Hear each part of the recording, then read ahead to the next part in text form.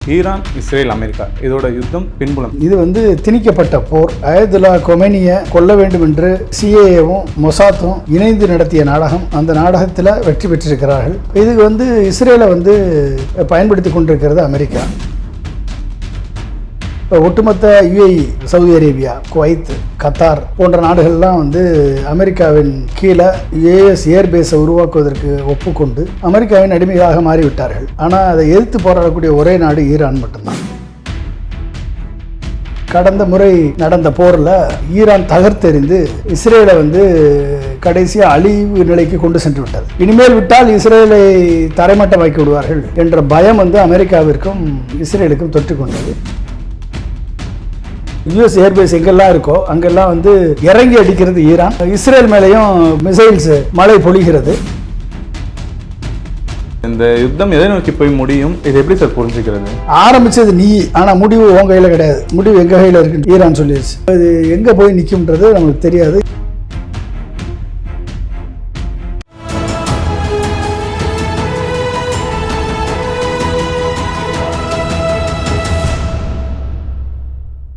தமிழுக்கும் தமிழால் இணைந்த தமிழ் உறவுகளுக்கும் தமிழ் நிறம் நேயர்களுக்கும் வணக்கம். இன்னைக்கு நம்ம கூட அரசியல் விமர்சகர் திரு பொன்ராஜ் சார் இணைந்திருக்காங்க. வாங்க நேயர்களே, சார் கிட்ட பேசலாம். சார் வணக்கம் சார். வணக்கம்ப்பா. ஈரான், இஸ்ரேல், அமெரிக்கா இதோட யுத்தம் பின்புலம் எப்படி சார் புரிஞ்சுக்கிறது? இது ஒரு வல்லாதிக்க நாடான அமெரிக்காவின் ஏதாச்சிகார சக்தி இன்றைக்கு பல்வேறு வளங்களை கொள்ளையடிக்கக்கூடிய நிகழ்வாகத்தான் பார்க்குறேன்.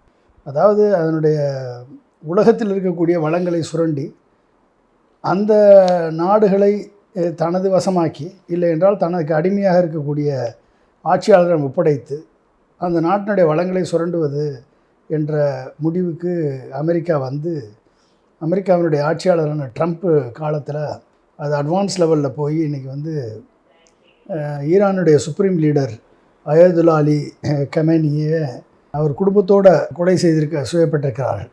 இதுக்கு இஸ்ரேலை பயன்படுத்தி கொண்டிருக்கிறது அமெரிக்கா. இஸ்ரேலை ஒரு பேஸாக மேற்குலக நாடுகள், அதாவது மிடில் ஈஸ்ட் கண்ட்ரீஸை, அதில் இருக்கக்கூடிய எண்ணெய் வளங்களை தனது கண்ட்ரோலில் கொண்டு வருவதற்கு ஆன முயற்சியாக இப்போ ஒட்டுமொத்த யுஏஇ, அதாவது வளைகுடா நாடுகள், சவுதி அரேபியா, குவைத், கத்தார் போன்ற நாடுகள்லாம் அமெரிக்காவின் கீழே யுஎஸ் ஏர்பேஸை உருவாக்குவதற்கு ஒப்புக்கொண்டு அமெரிக்காவின் அடிமைகளாக மாறிவிட்டார்கள். ஆனால் அதை எதிர்த்து போராடக்கூடிய ஒரே நாடு ஈரான் மட்டும்தான். இப்போ ஈரானில் எண்ணெய் வளம் இருக்குது, கோல்டு வளம் இருக்குது, மினரல்ஸ் இருக்குது, மெட்டல்ஸ் இருக்குது, ரேர் எர்த் மினரல்ஸ் இருக்குது. ஸோ இது எல்லாமே மிகப்பெரிய ஒரு வளங்களை கொண்ட நாடு ஈரான். அந்த நாட்டை சுய உரிமையை பாதிக்கும் வகையில் அந்த நாட்டை தனது கண்ட்ரோலில் கொண்டு வருவதற்கு அனைத்து முயற்சிகளையும் எடுத்து அதில் தோல்வியடைந்து இஸ்ரேல் கடைசியாக ஈரானுடன் மோதி ஈரான் சரியான பாடம் கற்பித்து இஸ்ரேலுடைய ஒட்டுமொத்த ஏர் டிஃபென்ஸ் இன்ஃப்ராஸ்ட்ரக்சரையே காலி பண்ணி அயர்ன் டோமை, டேவிட் ஸ்லிங்கை, ஏரோ 2, ஏரோ 3 இந்த 3 ஏர் டிஃபென்ஸ் சிஸ்டத்தையும் short term and medium term and long term missiles, அதாவது ஷார்ட் டேர்ம்னா rockets and drones, medium term அப்படின்னா அந்த cruise missiles and other intercontinental ballistic missiles, அப்புறம் அதான் long term intercontinental ballistic missiles. இது 3யுமே கடந்த முறை நடந்த போரில் ஈரான் தகர்த்தெறிந்து இஸ்ரேலை கடைசியாக அழிவு நிலைக்கு கொண்டு சென்று விட்டது. இனிமேல் விட்டால் இஸ்ரேலை தரைமட்டமாக்கி விடுவார்கள் என்ற பயம் அமெரிக்காவிற்கும் இஸ்ரேலுக்கும் தொற்றிக்கொண்டது. எப்படி ஈரானை அழித்தொழிப்பது, எந்த குற்றச்சாட்டை சொல்லி அழித்தொழிப்பது?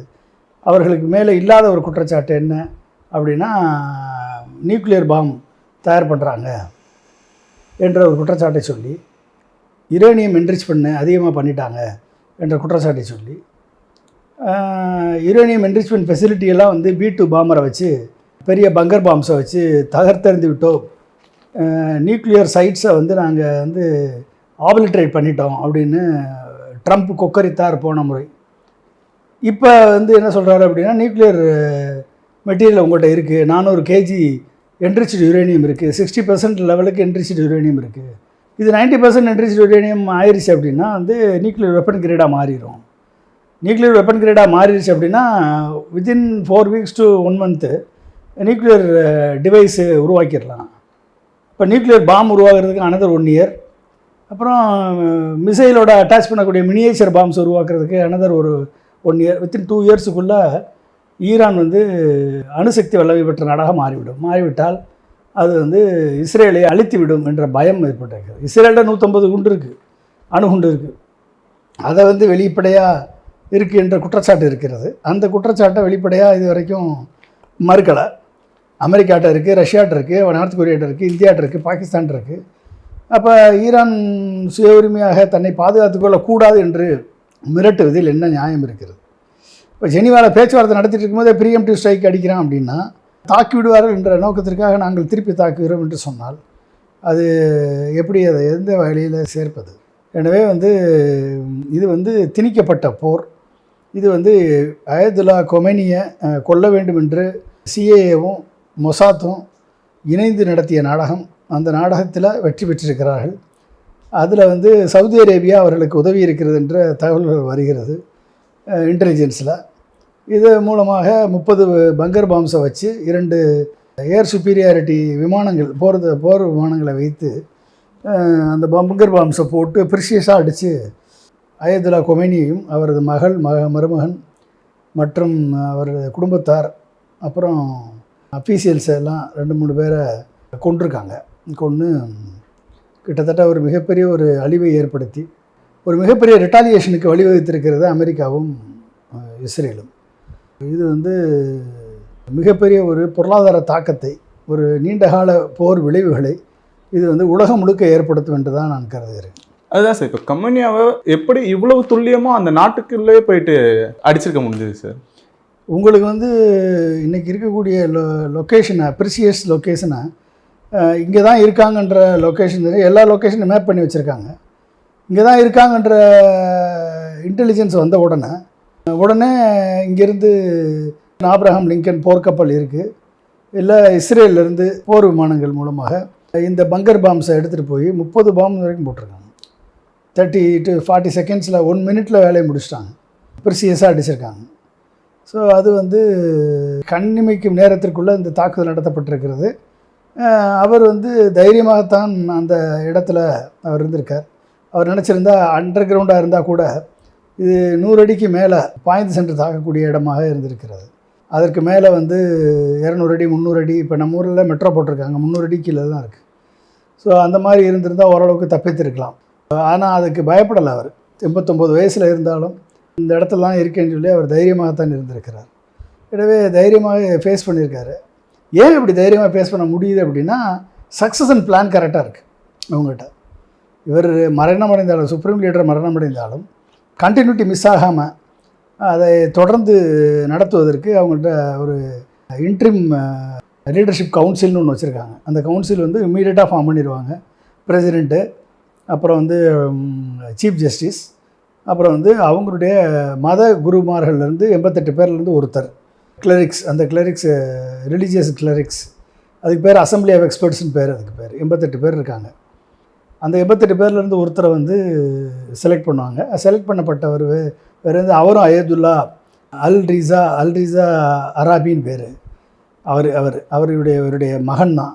இந்த குழு வந்து இன்ட்ரிம் லீடர்ஷிப் கவுன்சில் வந்து சுப்ரீம் லீடரை தேர்ந்தெடுக்கும். அப்போ சுப்ரீம் லீடரை வந்து அது வரைக்கும் சுப்ரீம் லீடரை தேர்ந்தெடுக்கிற வரைக்கும் இந்த இன்ட்ரீம் லீடரில் அசம்பிளி ஆஃப் எக்ஸ்பர்ட்ஸ் வந்து சுப்ரீம் லீடர் தேர்ந்தெடுக்கும் வரை இந்த இன்ட்ரீம் லீடர்ஷிப் கவுன்சில் வந்து கண்ட்ரியை வழிநடத்தும். அதுதான் வந்து செட்டப்பு. ஸோ எத்தனை தளபதிகளை கொன்றாலும் அடுத்தடுத்து வரக்கூடிய ஹைரார்கி அங்கே கரெக்டாக இருக்கிறதுனால இந்த கண்டினியூட்டி மிஸ் ஆகாமல் போயிட்டுருக்கு. அதனால தான் தொடர் தாக்குதலை ஈரான் ஈடுபட்டிருக்கிறது. இன்றைக்கு சவுதி அரேபியனுடைய மிகப்பெரிய 10 million barrels per day உருவாக்கக்கூடிய ஆரம்கோ ஆயில் ஃபீல்டை வந்து அடிச்சிருக்காங்க. இன்றைக்கி துபாயில் அமேசான் டேட்டா சென்டர் அடிச்சிருக்காங்க. இப்படி வந்து புர்ஜ் கலீஃபாவுடைய ஒட்டுமொத்த 165 ரூம்ஸையும் மாடியையும் காலி பண்ணிட்டாங்க. அங்கே வேறு பக்கத்தில் போட்டு தாக்கியிருக்காங்க. யூஎஸ் ஏர்பேஸ் எங்கெல்லாம் இருக்கோ அங்கெல்லாம் வந்து இறங்கி அடிக்கிறது ஈரான். இஸ்ரேல் மேலேயும் மிசைல்ஸு மழை பொழிகிறது. இஸ்ரேலில் இருக்கக்கூடிய அட்வான்டேஜ் என்னென்னா அவங்க வந்து F-35 F-16 போன்ற அட்வான்ஸு அமெரிக்க விமானங்களை வைத்திருக்கிறார்கள். இது வந்து fighter aircraft, unstable aircraft. So இந்த இந்த இந்த ஃபெசிலிட்டி ஈரான்கிட்ட கிடையாது. ஆனால் ஈரான் இருக்கக்கூடிய மிசைல் ஸ்டாக் பை இஸ்ரேல் கிடையாது. ஸோ மிசைல்ஸில் அட்வான்ஸ் லெவலில் ஈரான் இருக்குது, ஃபைட்டர் ஏர்க்ராஃப்டில் அட்வான்ஸ் லெவலில் இஸ்ரேல் இருக்குது. ஸோ இப்போ வந்து ஈரான் வந்து ஷார்ட்-டர்ம் மிசைல்ஸ் வந்து கிட்டத்தட்ட 2000 மிசைல்ஸ் வரைக்கும் வச்சுருக்காங்க. அதில் கிட்டத்தட்ட ஒரு 300 மிசைல் 400 மிசைல் இப்போ யூஸ் பண்ணியிருப்பாங்க. மிச்சம் 1600 மிசைல் இருக்குது. இந்த 1600 மிசைலை வச்சு அடித்தாங்கன்னா என்ன ஆகும்னு தெரியாது. அதுக்கப்புறம் மீடியம் டேம் சாலிட் ஃபியல் மிசைல்ஸ் வந்து அது ஒரு 500 இருக்குது, லாங் ரேஞ்ச் மிசைல்ஸ். ஸோ இதெல்லாம் வந்து அப்புறம் ட்ரோன்ஸ், அப்புறம் சாஹிட் 136 லாய்டர் முனிஷன் ட்ரோன்ஸ். இது வந்து லாய்டர் முனிஷன் ட்ரோன்ஸ்னால் காமிகாசி ட்ரோன்ஸ்னு பேர். டைரெக்டாக போய் அந்த ட்ரோன் வந்து டார்கெட்டை சீக் பண்ணி டார்கெட்டை குறிபார்த்து டார்கெட்டில் மோதி வெடித்து சிதறிடும். ஸோ இந்த மாதிரி ட்ரோன்ஸ் வந்து அவங்ககிட்ட ட்ரோன்ஸு, டெல்டா விங் ட்ரோன்ஸு இதெல்லாம் எக்கச்சக்கமாக வச்சுருக்காங்க. அன்னம்பர்டு எத்தனை இருக்குன்னு தெரியாது, அந்தளவுக்கு வந்து கேப்பபிலிட்டியை ஈரான்ட்டு இருக்குது. அதுக்கு ஈக்குவலண்ட்டாக தான் லூக்காஸ்னு ஒரு ட்ரோனை வந்து அமெரிக்கா பண்ணியிருக்காங்க. ஸோ இத்தனை வாய்ப்புகளையும் உருவாக்கி வைத்திருக்கக்கூடிய ஈரான் இன்றைக்கு அதுக்கு இருக்கக்கூடிய மிகப்பெரிய சவால் அமெரிக்காவுடைய லிங்கன் கப்பல் 2 வார்ஷிப்பையும் அழிக்கணும். ஏன்னா 2 வார்ஷிப்பில் இருந்தால் 1000 டார்கெட் அடிச்சிருக்கான் அமெரிக்கா ஈரானில். கம்யூனிகேஷன் இன்ஃப்ராஸ்ட்ரக்சரை காலி பண்ணியிருக்கான், நேவல் சிஸ்டத்தை அடிச்சிருக்கான், முக்கியமான லொக்கேஷன்ஸில் வந்து குண்டு எரிஞ்சிருக்காங்க. இது அத்தனையுமே வந்து பண்ணது ஃபுல்லாக வந்து டொமாஹாவுக்கு மிசைல்ஸ் ஏவியிருக்காங்க, ஏர் டிஃபென்ஸ் மிசைல்ஸ் வச்சுருக்காங்க. ஸோ இந்த 2யுமே வந்து அடிச்சிருச்சுன்னா ஈரானுக்கு வெற்றி தான். இந்த 2 கப்பலையும் அடித்து நொறுக்கியாச்சுன்னா ஈரானுக்கு வெற்றி. அப்போ அதை நோக்கி தான் ஈரான் வந்து இனிமேல் ஒர்க் பண்ணும்.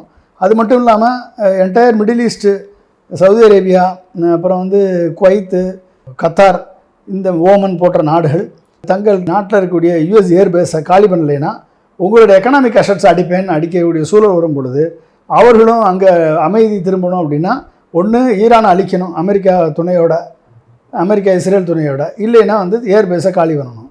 அப்போ ஏர்பேஸு யூஎஸுடைய ஏர்பேஸ் அங்கே காலி ஆச்சுன்னா அந்த இடத்துல அமைதி திரும்பும். இதுதான் வந்து அங்கே நடக்கக்கூடிய ஒரு சுச்சுவேஷன். இப்போ நீங்கள் சொல்லும் போதே இவ்வளோ மிசைல்ஸ் வந்து ஈரான் கிட்ட இருக்குன்றாங்க. ஈரான் கூட இதுக்கு தகுந்த பெரிய பதிலடி தாக்குதலாக நாங்கள் கொடுப்போம் அப்படின்னு சொல்லியிருக்காங்க. அவங்க அப்படி சொன்னாங்கன்னா அந்த தாக்குதல் என்ன மாதிரியான தாக்குதலாக இருக்கும் சார்? அது பதிலடி தாக்குதல்னால் மிசைல்ஸு வந்து இன்டர்கான்டினென்டல் பேலிஸ்டிக் மிசைல்ஸ் அவங்ககிட்ட வந்து இப்போ எடுத்துக்கிட்டிங்கன்னா என்னென்ன இருக்குதுன்னு பார்த்தீங்கன்னா கிட்டத்தட்ட 2000 to 3000 பேலிஸ்டிக் மிசைல் இருக்குது வேரியஸ் ரேஞ்சில். Mostly short term and medium range வந்து 300 கிலோமீட்டர் வந்து 2000 கிலோமீட்டர் வரைக்கும் போகும் அது இந்த மிசைல்ஸு. இதில் கீ சிஸ்டம்ஸ்னு எடுத்துக்கிட்டிங்கன்னா சஹீப் 3 1300 கிலோமீட்டர் ரேஞ்ச். இது அடுத்து செஜில் 2000 கிலோமீட்டர் ரேஞ்சு. இது solid fuel, faster launch readiness. இது அதுக்கடுத்து ஃபெட்டா 110 அண்டு ஜோல்ஃபஹார், இது வந்து ப்ரிசிஷன் ஷார்ட் ரேஞ்ச் மிசைல்ஸ். இதுக்கு அடுத்து வந்து Kheibar Shekan advanced medium range ballistic missile. இது வந்து 1450 கிலோமீட்டர் அடிக்கும். ஸோ அப்போ வந்து என்டையர் இஸ்ரேலும் ஆல் கல்ஃப் US ஏர்பேஸும் இந்த ரீச்சுக்குள்ளே தான் இருக்குது. அப்போ எதை வேணாலும் அடிக்க முடியும். அப்போ ஏர் டிஃபென்ஸ் சிஸ்டம் இஸ்ரேலோட அட்வான்டேஜ் ஏர் டிஃபென்ஸ் சிஸ்டம். இப்போ ஏர் டிஃபென்ஸ் சிஸ்டம் எப்போ வரும்? ஏர் டிஃபென்ஸ் சிஸ்டத்துக்கு ஒரு சேச்சுரேஷன் பாயிண்ட் இருக்குது. சேச்சுரேஷன் பாயிண்ட்டுக்கு மேலே மிசைலை போட்டாச்சு அப்படின்னா ஏர் டிஃபென்ஸ் சிஸ்டம் ஒர்க் ஆகாது. அப்போ அந்த ஏர் டிஃபென்ஸ் சிஸ்டத்தை காலி பண்ணணும் அப்படின்னா you have to have a drone attack and missile attack ரெண்டையும் சேர்த்து அடிக்கும் போதும் நம்ம ஊரில் ஆப்ரேஷன் சிந்தூர் நடக்கிறப்ப பாகிஸ்தான் வந்து டர்க்கியினுடைய லோ காஸ்ட் ட்ரோன்ஸ் தான் அனுப்புனான். சைனா டர்க்கியினுடைய லோ காஸ்ட் ட்ரோன் அனுப்பி நம்ம இந்தியன் ஆர்மி நம்மகிட்ட இருக்கிற S-400 ஆன்டி ஏர் டிஃபென்ஸ் மிசைல்ஸை வந்து யூஸ் பண்ணி மொத்தமாக ஸ்டாக் பையில் காலி பண்ணிட்டாங்களே. அப்போ கோடிக்கணக்கு 400 கோடி உள்ள S-400 காலி பண்ணி 3 லட்சத்துக்குரிய ட்ரோனை அடிக்கிறதுக்கு 400 கோடி மிசைலை யூஸ் பண்ணாங்கல்ல, நம்ம ஊரில் யூஸ் பண்ணி ஸ்டாக் பையில் காலி பண்ணாங்கல்ல, அது மாதிரி தான். அப்போ இந்த கேமோஃப்ளேஜிங் பண்ணுவாங்க, அவங்க பண்ணி அடிப்பாங்க. அப்போ கிட்டத்தட்ட வந்து operational intercontinental ballistic missile 5500 kilometre போகிற அளவுக்கு அவங்ககிட்ட இருக்குது. நம்மளுடைய அக்னி 5 மாதிரி அக்னி 5 வந்து 5000 to 8000 கிலோமீட்டர் போகும். அந்த மாதிரி வந்து தேகவ மிசைல்ஸ். அப்போ இதெல்லாம் வந்து க்ரூஸ் மிசைல்ஸ் இருக்குது அவங்ககிட்ட, சௌமர் அண்டு ஹோவிசஸ் கிளாஸ் க்ரூஸ் மிசைல்ஸ். அப்புறம் அண்டர் கிரவுண்ட் மிசைல் சிட்டிஸ், எங்கெல்லாம் அண்டர் கிரவுண்ட் மிசைல் சிட்டிஸ் எல்லா இடத்துலையும் இருக்குது, அண்டர் கிரவுண்ட் வந்து நேரடியாக வரும், அந்த மாதிரிலாம் வச்சுருக்காங்க. அப்புறம் ஸ்வாம் ட்ரோன் டாக்டிக்ஸு இதெல்லாம் யூஸ் பண்ணுவாங்க. ஸ்வாம் ட்ரோன்ஸ் அனுப்புவாங்க, அனுப்பி ஏர் டிஃபென்ஸை காலி பண்ணுவாங்க, காலி பண்ணிவிட்டு மிசைல் அனுப்புவாங்க. ஸோ அப்போ இதெல்லாம் வந்து அப்புறம் proxy force deployment, Hezbollah, Hamas, Houthis, அப்புறம் வந்து ஈராக்கு இருக்கக்கூடிய, ஈராக் சிரியாவில் இருக்கக்கூடிய ஆன்டி இஸ்ரேல் ஃபோர்ஸஸ், இது எல்லாமே வந்து அவங்க வந்து டிப்ளாய் பண்ணுவாங்க. பல்வேறு நிலைகளில் ஈரான் வந்து எதிர்த்தாக்குதலில் ஈடுபடும் தான் நினைக்கிறேன். அதான் சார், எப்படினாலும் யுத்தம்னா அமெரிக்காவும் இஸ்ரேலும் சும்மா இருக்க மாட்டாங்க. அப்படி இருக்கும்போது இஸ்ரேல் வந்து என்ன தைரியத்தில் சார் இந்த அட்டாக்கை மேற்கொண்டாங்க? இஸ்ரேலுடைய இது வந்து கொமேனியை விட்டால் அவர் நியூக்ளியர் கண்ட்ரியாக மாற்றிட்டாருன்னா அது டைரெக்டாக இஸ்ரேலுடைய எக்ஸிஸ்டென்ஷியல் த்ரெட். அது அப்போ எக்ஸிஸ்டென்ஷியல் த்ரெட்டுனா இஸ்ரேலே ஒட்டுமொத்தமாக காலி பண்ணிடுவாங்க. அப்போ அந்த ஒரு நிலைக்கு உயரக்கூடிய பக்குவத்தில் இருக்குது ஈரான் மட்டும்தான். அப்போ ஈரானை காலி பண்ணணும், ஈரானுடைய அதிபரை காலி பண்ணணும். காலி பண்ணிட்டா கை கமாண்ட் இல்லைன்னா போயிடும்னு இவங்க நினச்சாங்க. பட் ஆனால் அவர் ஸ்ட்ரக்சரை கிரியேட் பண்ணி வச்சுருக்காரு, அந்த ஸ்ட்ரக்சர் வந்து கண்டினியூ பண்ணுது. அப்போ அது அவங்களுக்கு ஒரு ஏமாற்றமாக தான் இருக்கும். இந்த யுத்தம் எதை நோக்கி போய் முடியும், இது எப்படி சார் புரிஞ்சுக்கிறது? இந்த யுத்தத்தினால் ஏற்படக்கூடிய விளைவுகள், economical burden, India, China, Asia, Japan, South Korea, இந்த நாடுகளுக்கெல்லாம் வந்து ஒரு மிகப்பெரிய ஒரு பொருளாதார ஸ்ட்ரெஸ்ஸை கிரியேட் பண்ணும். இந்த பொருளாதார ஸ்ட்ரெஸ்ஸு எப்படி கிரியேட் பண்ணுதுன்னா 80% ஆஃப் த ஆயில் வந்து இந்தியாவுக்கு வரக்கூடிய ஆயில் வந்து ஸ்ட்ரெயிட்டாக ஹார்மஸ் மூலமாக வருது. 20% of the global oil reserve வந்து அது மூலமாக தான் போகுது, அந்த டிரான்சாக்ஷன் நடக்குது. அப்போ இந்த ஸ்ட்ரெயிட் ஆஃப் ஹார்மஸை மூடிட்டா சவுதி அரேபியாவிலேருந்து, கத்தார்லேருந்து, ஓமன்லேருந்து, யுஏஇலேருந்து வரக்கூடிய ஆயில் ஃபுல்லாக வந்து வருவது தடையாகும். இன்சூரன்ஸ் அதிகமாகும். இன்சூரன்ஸ் அதிகமாச்சு அப்படின்னா, ஏன்னா இப்போ கப்பலை வந்து ஹார்மஸை மூடினதுக்கப்புறம் எண்ணெய் கப்பலை ஏற்றிட்டு வந்தீங்க அப்படின்னா அதை அடித்து நொறுக்குறதுக்கு ஈரான் தயங்காது. அப்போ வந்து ஆட்டோமேட்டிக்காக பேரலுடைய விலை இன்றைக்கி $60-80 ஒரு பேரல் விலை இன்றைக்கி வந்து $150 வரைக்கும் போகிறதுக்கு வாய்ப்பு இருக்குது, 2 மடங்கு ஆகிறதுக்கு வாய்ப்பு இருக்குது. அப்போ 2 மடங்கு ஆச்சு அப்படின்னா ஏற்கனவே நம்மளுடைய 80% of the oil reserves comes from that LNG, இது எல்லாமே அதிலேருந்து வருது. இப்போ வந்து அது வந்து டைரெக்டாக இம்பேக்ட் கொடுக்கும். அப்போ இம்பேக்ட் எப்படி இருக்கும்? நேரடியாக நம்மளுடைய பெட்ரோல் டீசல் விலை உயரும், $100 $150 வரைக்கும் போகும். அது யாருக்கு பாதிக்கும்? நம்ம காசு நெறி 80% இந்துக்களை பாதிக்கும், 20% சிறுபான்மையினரை பாதிக்கும். ஸோ இந்தியர்களை ஒட்டுமொத்தமாக இந்தியர்களை பாதிக்கும். ஸோ அப்போ எங்கே போய் நிற்கும்? அதனால் விலைவாசி அதிகமாகும், இன்ஃப்ளேஷன் ப்ரெஷர் கூடும், கரண்ட் அக்கௌண்ட் டெஃபிசிட் ஆகும், பேலன்ஸ் ஆஃப் பேமெண்ட்ஸ் குறையும். அப்போ நம்மளுடைய ஃபாரின் எக்ஸ்சேஞ்ச் ரிசர்வ் வந்து குறையும். நம்மளுடைய ரூபாயினுடைய மதிப்பு அதாள பாலத்தில் விடுகும். ஏற்கனவே 90-93 போயிடுச்சு, இன்னும் 100க்கு போனாலும் ஆச்சரியம் இல்லை. போச்சு அப்படின்னா இதுக்கான காரணம் யார்? அப்போ இந்த ஒட்டுமொத்த காரணத்தையும் தடுத்து நிறுத்தினா தானே நிற்கும். அது இப்போ தடுத்து நிறுத்தக்கூடிய கேப்பபிலிட்டி நரேந்திர மோடிகிட்ட இருக்கா? நரேந்திர மோடியால் பண்ண முடியுமா? நீ ஏற்கனவே அமெரிக்காவுக்கும் இஸ்ரேலுக்கும் அடிமையாயிட்டீங்க, நீங்கள் எப்படி தடுத்து நிறுத்துவீங்க? உங்களால் தடுத்து நிறுத்த முடியாது. அப்போ தடுத்து நிறுத்தக்கூடிய ஒரே வல்லமை யாருக்கு இருக்குது அப்படின்னா, ஒன்று சைனாவும் ரஷ்யாவும் தலையிட்டால் இந்த போர் நிற்கும், இந்த போர் வந்து குறையும். இல்லைன்னா சைனாவும் ரஷ்யாவும் செந்து ஃப்ளைட்டையும் சுக்காய் 30யும் ஈரானுக்கு கொடுத்து அமெரிக்கா ஏர்பேஸை ஃபுல்லாக அடித்து நொறுக்குடா அப்படின்னு சொன்னால் ஒரு மிகப்பெரிய வார் உருவாகும். அந்த நேரத்தில் இது நடக்கும். ஸோ இப்படிப்பட்ட ஒரு சூழல் ஏற்படும். ஸோ இதெல்லாம் எப்படி அன்ஃபோல்ட் ஆக போகுது, எப்படி வந்து இது வருன்றது இனிமேல் போக போக தான் நம்மளுக்கு தெரியும். வளைகுடா நாடுகளே இன்றைக்கி சேஃப் இல்லைன்ற நிலைமைக்கு ஆகிப்போச்சு. ஸோ இவர்கள் ஒன்று யூஎஸ் பேஸை காலி வரணும், இல்லைன்னா எக்கனாமிக் அசட் அடிப்பேன்ற நிலைமைக்கு ஈரான் போச்சு அப்படின்னா எங்கே போய் நிற்கும்னு நம்மளுக்கு தெரியாது. அதே நேரத்தில் இஸ்ரேலை தரைமட்டமாக ஆக்குவதற்கு ஈரான் இனிமேல், ஏன்னா இஸ்ரேல் தான் இந்த அயதுல்லா கோமனியை கொன்னது, with CA input, with Mossad input, with Saudi Arabia support. So அப்போ சவுதி அரேபியாவும் இஸ்ரேலும் மிகப்பெரிய டார்கெட்டாக மாறும். ஈரான் வந்து இறங்கி அடிப்பாங்கன்னு நினைக்கிறேன். இதை வந்து ஆரம்பித்தது நீ, ஆனால் முடிவு உன் கையில் கிடையாது, முடிவு எங்கள் கையில் இருக்குதுன்னு சொல்லிட்டாங்க, ஈரான் சொல்லிடுச்சு. ஸோ இது எங்கே போய் நிற்கும்ன்றது நம்மளுக்கு தெரியாது. எப்படி ஓவர் பவர் பண்ண போகிறாங்க, என்ன நடக்க போகுது அப்படின்றது தெரியும். போகக்கூடிய காலங்களில் தான் நம்ம அதை வந்து யோசிக்கணும். அதே மாதிரி இப்போ பார்த்தீங்கன்னா சார், பெரும்பாலான இந்தியர்கள் தமிழர்கள் வந்து வளைகுடா நாடுகளில் இருக்காங்க. இப்போ இது வந்து பெரிய சிக்கல்கள் அங்கே ஏதாவது ஏற்படுத்த வாய்ப்பு இருக்குங்களா? ஆமாம், இப்போ நீங்கள் வந்து அங்கே வேலை செய்ய முடியாத சூழல் ஏற்பட்டுச்சுன்னா, தினம் குண்டு வந்து விழுந்துச்சுன்னா நீங்கள் என்ன பண்ண முடியும்? இப்போ அவங்களால திரும்பியும் வர முடியாது, அவங்களால வந்து வேலையும் பார்க்க முடியாது. அப்படின்னா வந்து ஒரு மிகப்பெரிய ஒரு எக்கனாமிக்கல் டிஸ்ட்ரெஸ் கிரியேட் ஆகும். ஸோ இது சீக்கிரம் எவ்வளோ தூரம் போர் முடிவுக்கு வருகிறதோ அவ்வளோ தூரம் நல்லது. எதர் இஸ்ரேல் அழியணும், இல்லைன்னா ஈரான் அழியணும், இல்லைன்னா வந்து UAE அழியணும். ஏதாவது ஒன்று அழிய வேண்டிய சூழல் ஏற்படும். அப்போ அப்படிப்பட்ட ஒரு சூழல் எப்படி வரும் அப்படின்னா, இது வந்து ஈரானுடைய தலைவரை கொன்றதுனால உலகம் முழுக்க வந்து இன்றைக்கி அமெரிக்காவுக்கு எதிரான போராட்டங்கள் நடந்துகிட்டு இருக்கிறது.